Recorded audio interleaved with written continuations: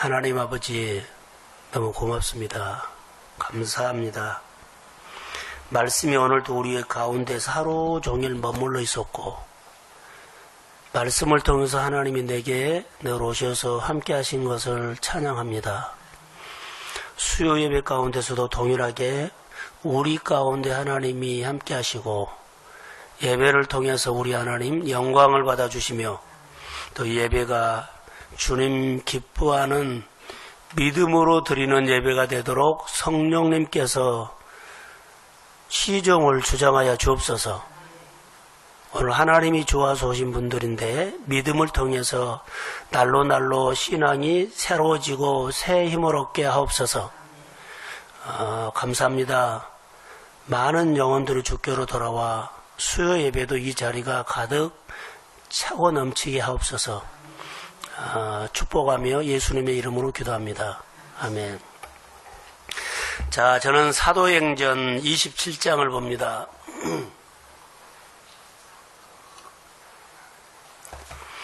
사도행전 27장 9절에서 26절까지 한번 교독합니다. 사도행전 27장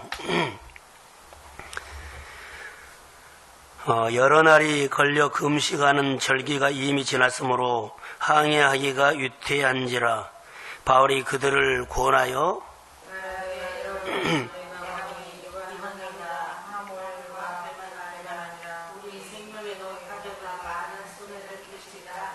백부장의 선장과 선주의 말을 바울의 말보다 더 믿더라.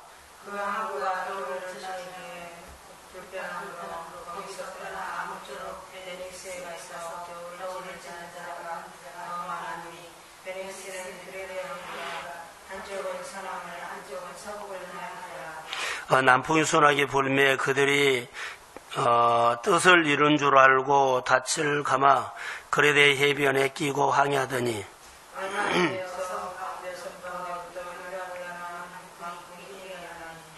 배가 밀려 바람을 맞추어 갈 수 없어 가는 대로 두고 쫓겨 가다가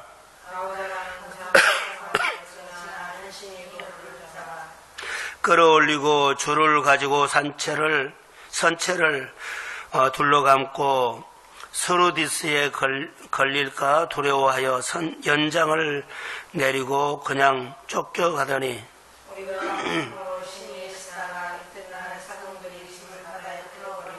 사흘째 되던 날에 배의 기구를 그들의 손으로 내버리니라.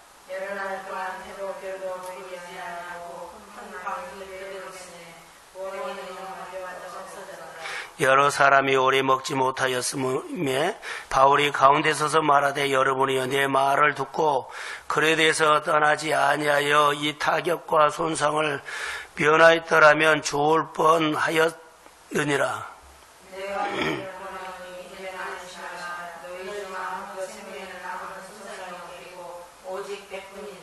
내가 속한 바 곧 내가 섬기는 하나님의 사자가 어젯밤에 내 곁에 서서 말하되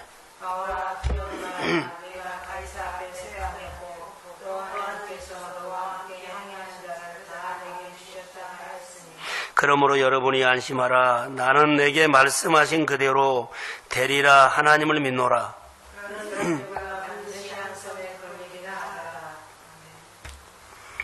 자, 아멘. 수요일날 본문을 좀 길게 잡아서 그래도 한번 말씀을 나누려고 합니다. 사도 바울은 가는 곳곳마다 교회를 세운 사람입니다. 그래서 2차, 3차 돌아다니면서 교회를 세웠는데 이제 돌아다니면서 선교여행을 했죠. 이게 교회를 세운 곳에 다시 방문해서 유로했어요, 교인들을. 그리고 바울이 가는 사역마다 영혼이 하나님 앞에 엄청나게 돌아오는 하나님의 이야기가 상당히 풍성했어요. 전도 여행을 하면서 바울이 많은 어려움을 당했거든요. 많은 환난을 받았죠. 핍박을 또 받았고 공격도 받았고. 그런데 오늘 본문에 보면 오늘 본문의 유로아굴로라는 광풍은 지금까지 받았던 핍박하고는 레벨이 달라요. 차이가 난다는 거죠. 보통 어려운 것이 아니에요. 자, 바울은 노마에 가서 복음을 증거하고 싶은 소망이 있어서, 꿈이 있었어요. 하나님 앞에 그렇게 기도했거든요. 하나님, 내가 노마에 가서 복음을 증거하고 싶습니다. 라고 했는데, 바울은 환영받고 갈 줄 알았는데, 지금 제수의 몸으로 가게 됐어요. 정말로 내가 전도를 선교여행을 해서 이렇게 은혜를 받으면 하나님이 나를 로마로 보낼 때는 정말로 대단한 사람으로 보낼 줄 알았는데, 지금 로마로 가는데 복음을 증거할지 안 갈지도 모르는데 재판받으러 로마로 간 거예요. 근데 하나님은 제수의 몸으로 재판받으러 가서 거기 가서 너가 원하는 뜻을 이루도록 복음을 증거할 수 있는 기회를 열어준 것이에요. 우리가 생각했던 방법하고 하나님의 방법은 너무 다르다라는 것을 볼 수가 있고요. 오늘 본문에 보면 이제 제수 신분으로 여기를 노마로 가는데 노마에 이송되죠. 노마에서 재판받기 위해서 지금 노마로 가는데 이 속에 하나님의 뜻이 담겨 있다는 거. 바울은 지금 재판받으러 가는데 복음을 증거한다는 생각은 못하고 있어요. 근데 하나님이 거기 가서 복음을 증거할 수 있도록 열어줘요. 내가 복음을 증거하고 가고 싶어 했는데 하나님 제수의 몸으로 재판받으러 끌려간 거예요. 바울은 이렇게 가도 어떤 생각을 하고 있어요? 내 꿈이 이루어진다는 생각을 안 해요. 재판받으러 간다고 생각하죠. 현실이. 나중에 하나님이 열죠. 여기 보면 백부장 율리오라는 사람이 이제 노마로 이송할 때 책임을 갖고 이제 가요. 그래서 노마로 이송에 가거든요. 이 백부장이라는 사람이. 근데 이 사람이 율리오예요. 276명이 탔으면 그때 당시에 배가 상당히 뭐요? 큰 배예요. 배가 큰 배. 근데 여기가 쭉 우리가 보면 미양이라는 곳에 정박을 했다가 보니까 사람들이 여러 가지 말을 하죠. 근데 여기 보면 10절에 말하되 여러분이여 내가 보니 이번 항해가 하물과 배만 아니라 우리 생명에도 타격과 많은 손해를 끼치리라 하되 바울이 하나님이 주신 마음은 가지 말자. 만약에 간다면 이런 어려움이 있을 것이다. 그렇게 말을 해줬어요. 자, 이렇게 말해 주는데 11절에 보시면 백부장이 선장과 선주의 말을 바울의 말보다 더 믿더라. 바울은 제수지요. 그런데 백부장이 선장과 선주의 말을 훨씬 들어서 바울의 말을 안 들어요. 가지 말자는 소리는 했는데 그 말을 안 듣고 가지요. 바울이 이번 항해는 매우 유태하다. 백부장이니까 분명히 알렸는데 백부장은 이걸 무시하죠. 그래서 항해가 계속 이제 시작돼요. 자, 갑시다. 선장에게 출발해요. 그래서 사람들이 이제 배를 타고 간 겁니다. 근데 여기 보시면 우리가 기억해야 할 것들이 있어요. 상황에 반응하고 살면 하나님이 갑자기 간섭할 때가 있다. 지금 276명 안에 바울도 탔죠. 근데 바울이 이 배를 마음대로 움직일 수가 없어요. 주권자가 아니에요. 지금 여러 사람 중에 한 사람이지만 그 중에서도 제수요. 말할 권한이 없어요. 나중에 하나님이 뒤집힙니다. 바울을 주권자로 뒤집어버려요. 이런 것을 우리가 성경을 보면서 봤으면 더 좋아요. 상황에 반응하고 살면 이 사람들은 하나님의 말씀보다도 항의하기 괜찮다. 선주의 말을 듣고 현실 괜찮다. 해라. 하나님의 말씀을 듣지 않고 현실 보고 온 거예요. 상황 좋다. 자, 상황이 좋다. 가자. 하나님의 말씀은 가지 말라. 우리가 현실이 좋다고 시작하거나 그러면 안 돼요. 우리가 많은 것에 속거든요. 그런데 얼마 가지 않아서 하나님의 개입해요. 유라굴로라는 광풍이 일어나죠. 하나님의 개입해요. 자, 상황에 반응하면 하나님이 개입할 때가 있다. 만약 이 상황이 아니고 하나님의 말씀을 듣고 가지 않았더라면 그들이 순조로워요.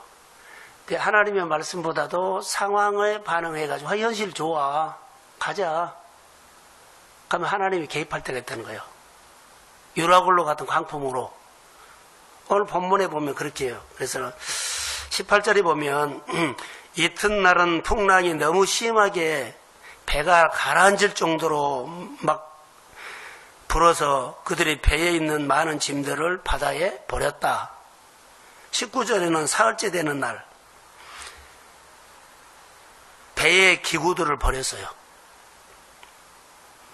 여러 날 동안 캄캄하니 별을 보지 못했고, 자, 별을 보지 못했다는 것은 그때 당시에는 배는 별을 보고 방향을 잡았어요.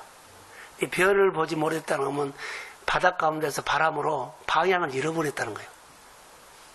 이제 방향을 잃어버렸어요. 한 바다에서 어디가 동쪽인 남쪽인지 우리가 어디로 가는지 방향을 잃어버린 거예요. 바람이 불어서 갈 방향을 잃어버린 거예요. 자, 바람이 불면 우리 가운데 시험이 오면 방향을 잃어버릴 때가 있어요. 이것도 해야 될지 말아야 될지, 가야 될지 포기해야 될지 방향을 잃어버려요. 방향 잃어버린 사람들을 많이 보죠. 20절에 보면 얼마나 그들이 힘들었으면 구원의 여망이 없어진지라 이렇게 이야기를 해요. 풍랑이 계속 보니까 이제 죽었구나. 산소방이 없다.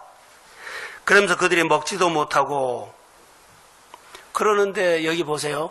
276명 속에 바울도 똑같이 그들과 똑같은 배를 타고 똑같은 바람에 고생하고 똑같이 먹지 못하고 똑같이 여기 있는데 바울 안에는 똑같이 고생하는데 바울 안에는 하나님이 바울의 마음을 붙잡고 있어요. 나머지는 다 현실 보고 죽겠다 그래요. 다른 사람들은 풍랑 때문에 죽겠다 그러죠. 구원의 여망이 없다. 근데 바울은 마음속에 뭐라 그래요? 하나님을 바라보고 있어요. 21절에 바울이 리더가 되죠. 자신의 이야기를 귀담아 듣지 않는 것을 책망해요. 처음에 내가 가지 말자고 했지 않느냐. 근데 그때 가지 않았으면 우리 고생 안 한다. 근데 와가지고 이렇게 고생을 한다. 내 말을 듣지 않아서 이렇게 고생한다고 바울이 그들에게 내 말을 귀담아 듣지 않는 백부장에게 또 말을 한 거예요, 지금. 그래서 바울이 답답하면서 지금 상황을 얘기하거든요. 근데 바울의 이야기를 듣지 않는 결과가 뭐예요? 고생한다는 거예요. 너희들이 나의 말을 듣지 않고 상황이 좋아서 출발했지. 현실이 좋다고 출발했지. 현실이 좋고 상황이 좋아서 출발했지만 내 말을 듣지 않았지 않느냐. 그래서 지금 너희들은 고생한다. 우리 가운데 이런 일들이 일어날 수 있다.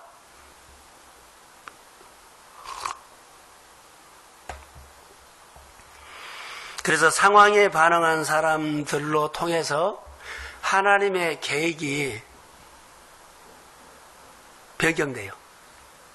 바울은 가지 말자고 했거든요. 근데 그들이 상황에 반응한 현실이 좋다고 출발해버렸죠. 이런 사람들 때문에 하나님이 바울을 인도하는 계획이 변경돼요.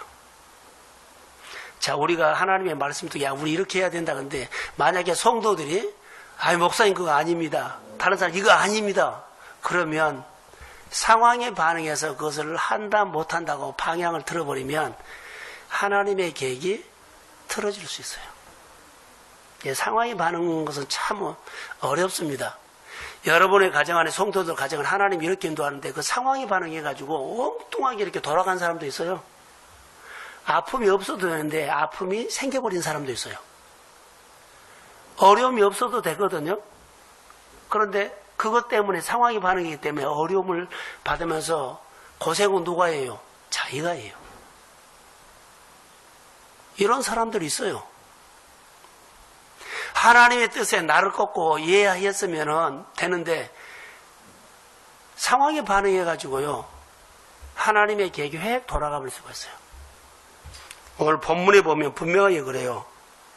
그래서 바울이 배를 타고 가는데 상황의 소리를 듣고 반응하는 사람들 때문에 사람들은 죽겠다 하지요. 그런데 하나님은 하루 이틀도 아니고 열나흘 긴 시간 동안 풍랑을 멈추지 않았을까요? 이것도 질문이에요. 하나님, 열나흘 동안 풍랑이 안 멈춰요. 내가 2달이 되고 석 달이 되고 10달이 넘었는데 나에게 풍랑이 멈추지 않아요. 상황에 반응한 사람들에게 일어나서 질문할 수 있는 질문이에요. 상황에 반응해놓고는 계속 자기가 10달 동안 고생한 거예요. 상황에 반응해놓고 지금 이 상황이 멈추지를 않아요. 그리고 어떻게 해요? 10나흘 동안 고생한 거예요. 자기들이 해놓고 자기들이 고생한 겁니다, 지금. 바울이 현실 상황에 반응하는 사람들 속에서 하나님의 뜻이 어떤 것인가를 물었을 거라고 봐요. 자, 여기에서 우리가 보면 바울의 인생 가운데서 276명의 인생 가운데서 최고의 고난이 환난이에요. 이 가운데서 하나님은 어떻게 나타나느냐. 자, 이것을 보려고요. 우리의 최악의 풍랑이 일어났을 때 우리는 어떻게 해야 되나요? 자, 내가 인생에 가장 어려움이 당하는 이 풍랑이 일어났을 때 난 하나님 앞에 어떻게 해야 되나요? 첫 번째, 하나님이 부르신 것을 생각해야 한다. 하나님이 교회를 불렀거나 하나님이 일터를 불렀거나 하나님을 누구를 만나겠다면 그 부르신 목적에 대해서 찾아라. 내 삶이 안 풀리면 하나님 나를 부르신 목적, 우리는 이제 하나님 안에 교회에 오게 됐죠. 근데 교회에 와서 부르신 목적이 있어요. 너는 이 교회에 와서 너는 이 사역을 통해서 뭐 해라. 그런데 이 사역을 벗어났을 확률이 커요. 내가 환난을 당하면 무슨 확률이 크다? 내가 벗어날 확률이 크다. 이거 가장 중요한 거예요. 자기가 벗어날 확률이 커요.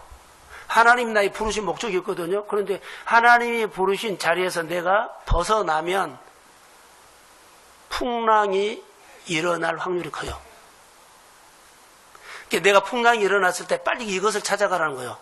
하나님 나를 불렀는데 하나님 부르신 자리에서 내가 지금 그 자리를 잘 지키고 있는가? 부르신 목적이 있을 거예요. 부르신 목적이 뭐예요? 이거 찾아가야 돼요. 풍랑이 일어났을 때 가장 먼저 해야 할 것이 하나님이 나를 부르신 목적. 이것을 찾아가야 돼요. 그래서 이게 바울은 276명과 똑같이 풍랑이 일어나죠. 바울도 인간이거든요. 내가 여기서 죽는구나. 하나님이 내가 기도했던 것들을 로마에 가서 복음을 증거해라는 응답은 받았는데, 그래서 가기를 원해서요. 근데 여기서 내가 풍랑 만나서 이 사람들과 같이 죽는다는 위협이 자기에게도 온 거예요. 현실이기 때문에. 나는 하나님 앞에서, 바울은 하나님 앞에서 바로 서 있지만 주변 사람들이 상황에 반응한 사람들 때문에 풍랑으로 같이 고생한 거예요.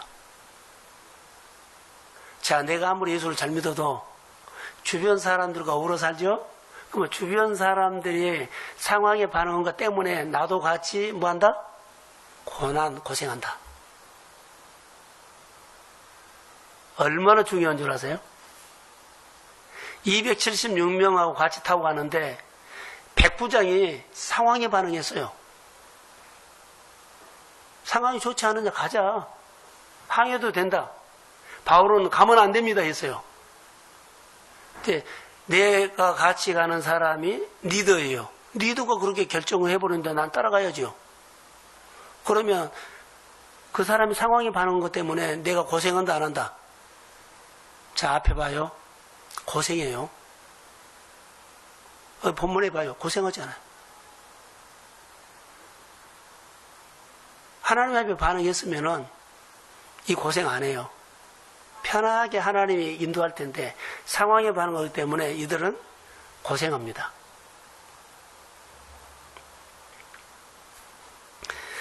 (22절) 한번 읽어봅시다. 다 같이 22절 시작. 내가 너희를 바라보니 이제는 안심하라. 너희 중 아무도 생명에는 아무런 손상이 없겠고 오직 배뿐이라. 풍랑으로 고생하는 사람들 향해서 바울이 말하죠.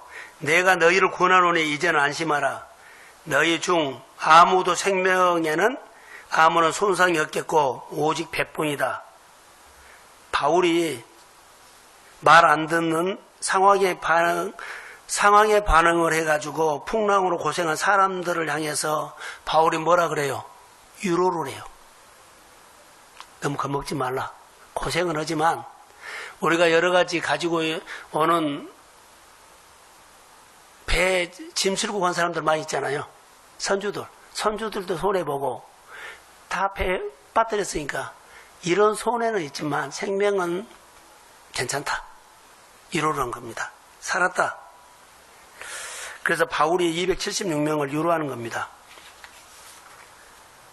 그러면서 23절에 내가 속한 바 곧 내가 섬기는 하나님의 사자가 어젯밤에 내 곁에 서서 말하되 바울아 두려워하지 말라.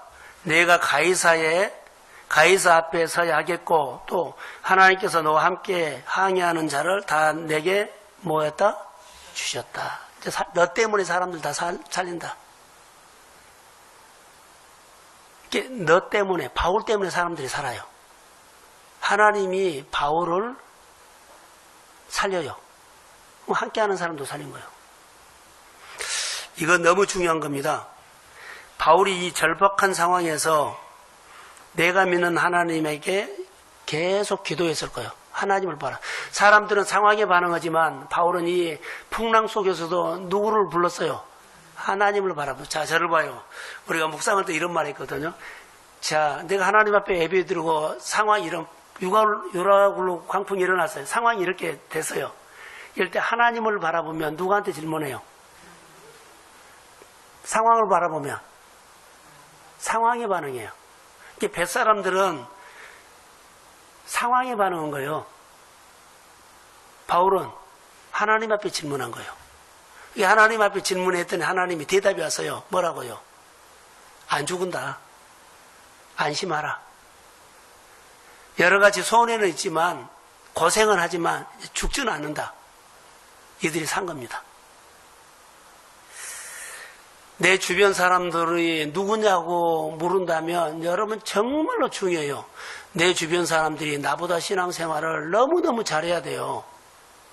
신앙생활 못하면 나는 만날수록 내 신앙을 깎아먹는다는 거. 예요.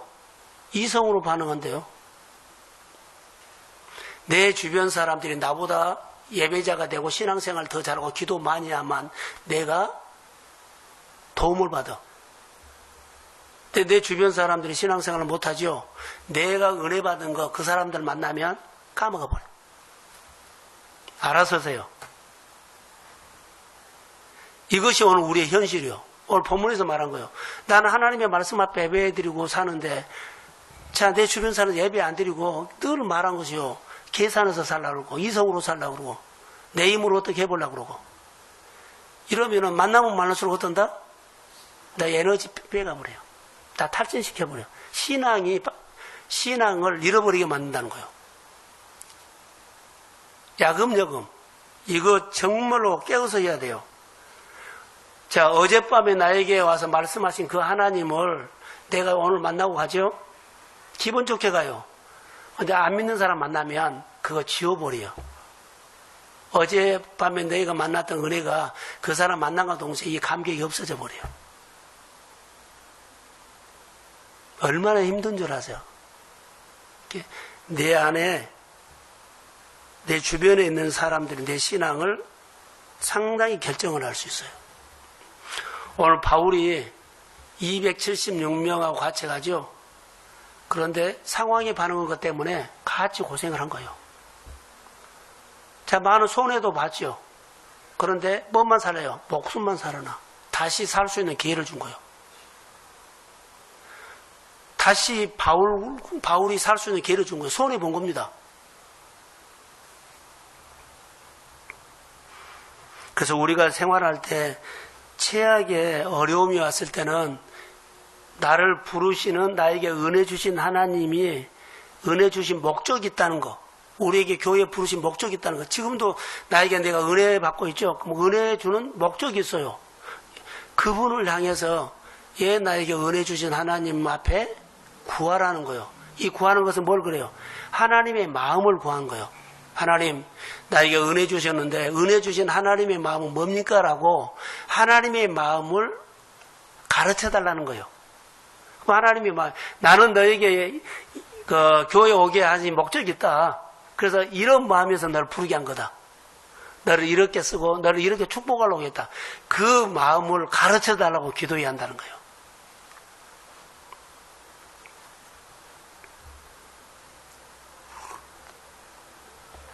자, 그러면 반대로 여러분, 상황이 생기면, 어려운 상황이 생기면 하나님 앞에 일부러 가까이 하라는 겁니다.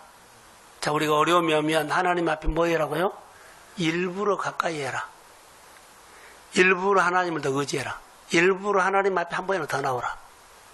내가 어려움이 있으면 하나님 앞에 일부러 한 번이라도 더 나온 거예요. 이것이 어려움에서 이겨나갈 수 있는 신앙이에요. 일부러. 이것은 아주 중요합니다.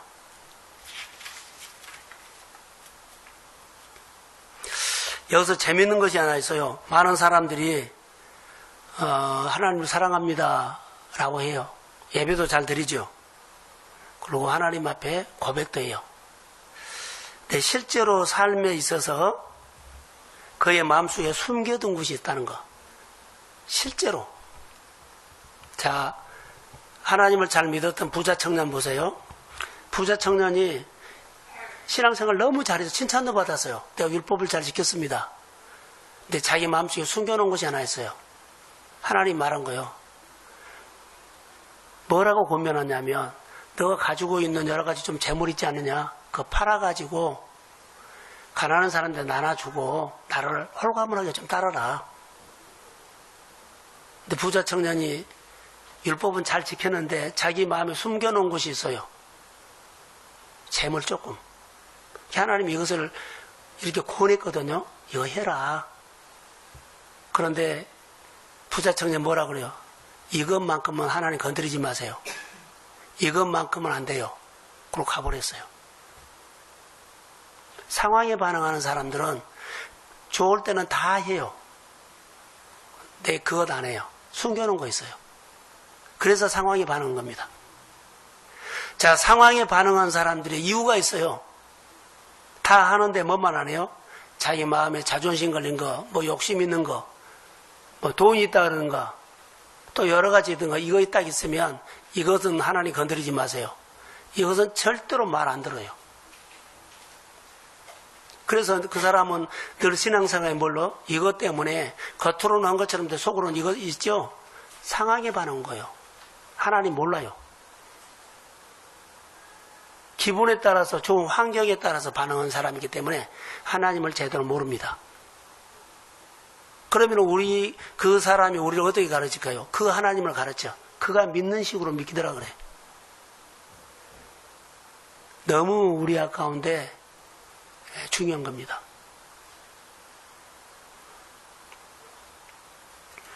적용 하나 여기다 할까요? 자, 우리가 잘 주일 개념이 없는 사람들이 있어요. 주일 개념.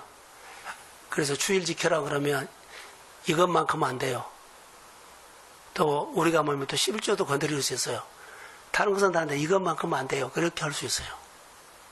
다 계명이거든요. 지켜야 하거든요. 그러니까 우리 안에 뭐라고요? 마음에 숨겨놓은 것이 있으면 그 사람의 신앙은 어떤 신앙이다? 상황에 반응하는 신앙이다. 100%.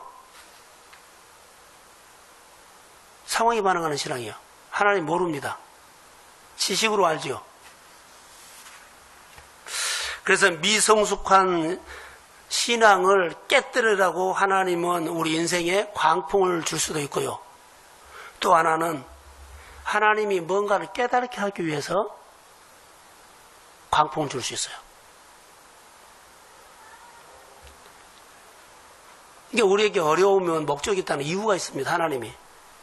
그걸로 통해서 하나님이 우리에게 뭐한다? 개입한다.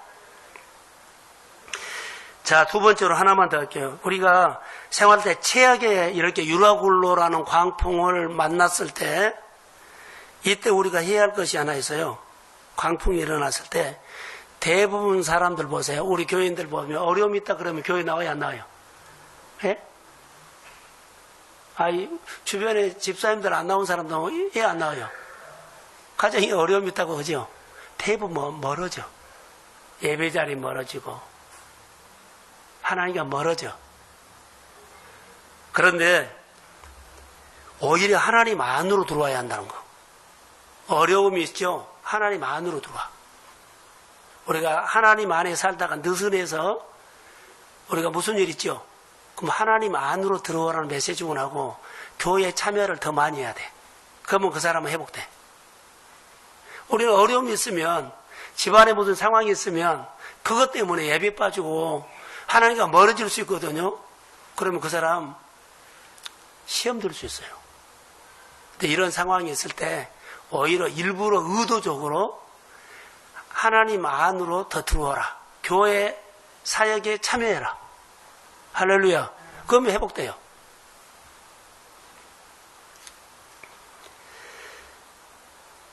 자, 여기 두 가지로 말할게요. 지금 은혜가 흐르지 않는 배는, 자, 상황에 반응하는 사람은 마음에 은혜가 없어요. 은혜가 흐르지 않는 배는 광풍을 만날 때 완전히 무너진다. 왜 무너진 줄 아죠? 자기 바벨탑을 쌓고 있어서 그래요. 자기 바벨탑. 하나님 믿는데 자기 바벨탑을 쌓고 있어요.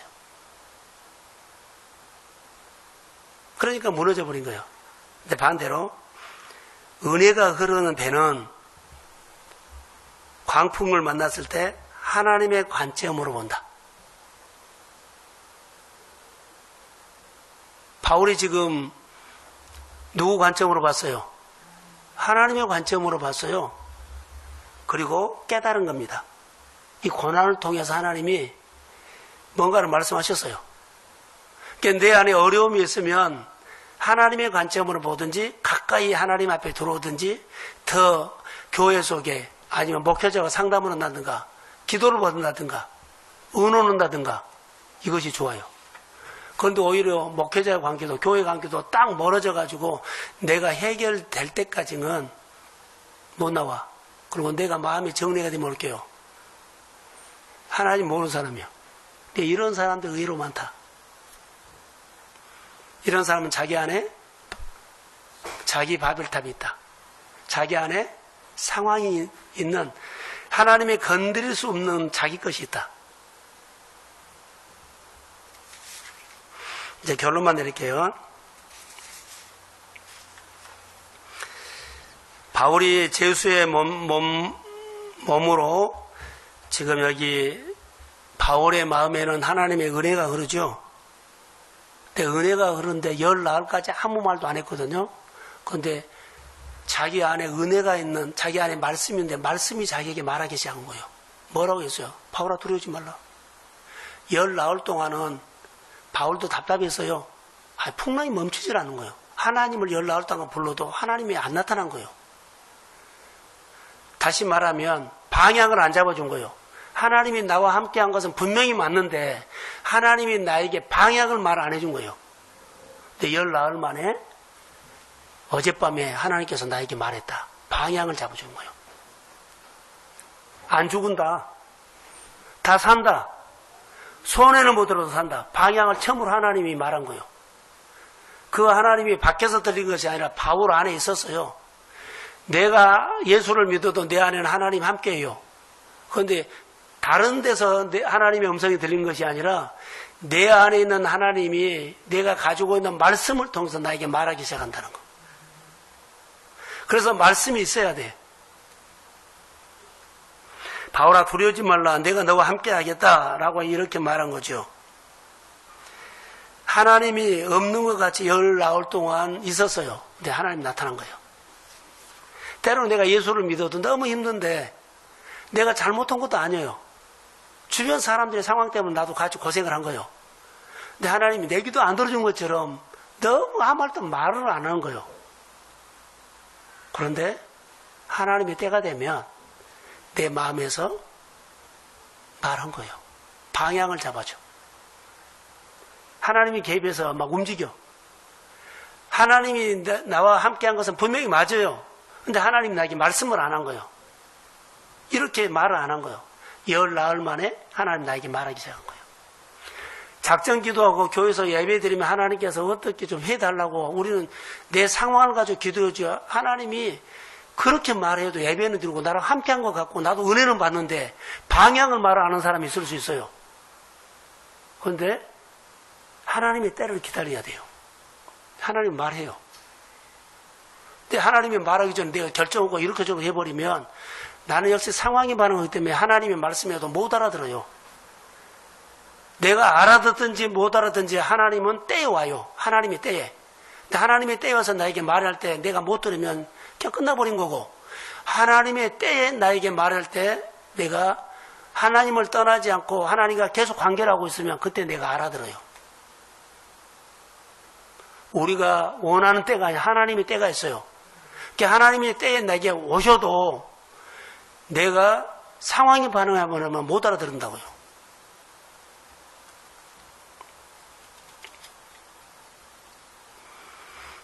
자, 여기서 한번 봅시다. 하나님이 이렇게 계속 와서 내가 말씀하신 대로 되리라 그랬죠. 여기 한번 봐보세요. 하나님이 출발할 때부터 하나님이 함께 했어요. 함께 하셨는데 멈추지 않죠. 열 나흘째 되는 날 하나님이 말을 했습니다. 근데 뭐라고 해요? 바울아 안심해라. 어젯밤에 하나님께서 나에게 나타나서 말했거든요. 말했는데 며칠이 걸려요. 열 나흘이 걸려요. 바로 안 해줘요. 자, 하나님이 응답을 받았어요. 응답 받으면은 그것이 금방 오르고 시행될 줄 아는데 응답을 받았는데 하나님이 14일째 되던 날 방향을 잡아서 배가 육지에 단 거예요. 응답하자마자 이 배가 육지에 달 줄 알았어요. 그런데 열 나흘 지날 때 배가 육지에 달아요. 자, 보세요. 재밌는 얘기 할게요. 하나님이 아브라함에게 아들 준다 그래서 안 준다 그랬어요. 예? 근데 몇 년 후에 줬어요. 자, 내가 너에게 아들 주겠다 그랬죠? 근데 바로 줄 줄 알았어요. 근데 25년 후에 줬어요. 오늘 하나님께서 이들에게 내가 너를 살린다 그랬죠? 그러면 배가 육지에 달아야 돼요. 그런데 열 나흘 지난 후에 단가요. 그러니까 우리가 하나님의 응답을 받아도 풍랑은 그대로 와요. 열 나흘 동안 바람도 계속 와요. 똑같이 아무것도 안 보여요. 똑같이 응답을 받았어도 배멀미예요. 못 먹어요. 근데 언제요? 열 나흘 후에. 성경이 그렇게 나와요. 그러니까 우리가 기도해서 하나님의 은혜를 받았어요. 은혜가 오늘 당장 우리한테 안 일어난다는 거. 응답을 받아도 응답할 때까지 그 말씀을 붙잡고 기다리라는 거.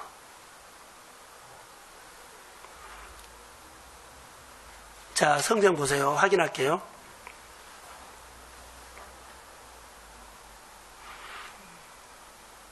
(24절에부터) 한번 읽어봅시다. 24절부터 쭉. 자, 시작.